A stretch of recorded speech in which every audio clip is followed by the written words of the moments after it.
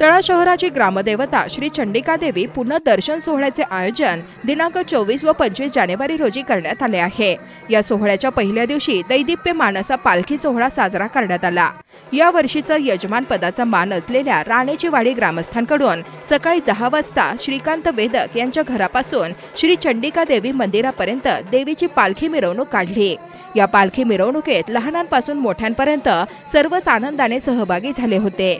टाळ मृदुंगाच्या तालावर भाविक भजनात दंग होऊन नाचत होते। भजनात पुरुषांसह महिलांचा सहभागही लक्षणीय होता, तर दुसरीकडे खालूबाजाच्या तालावर तरुणी व तरुणांनी लेझिम पथकावर ठेका धरला होता।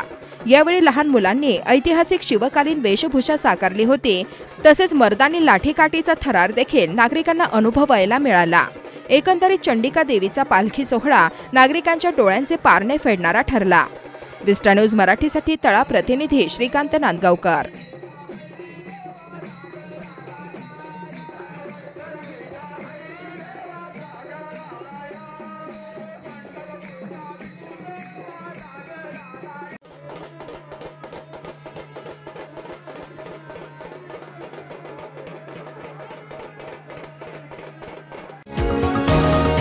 तुम्ही पाहत आहात विस्टा न्यूज मराठी।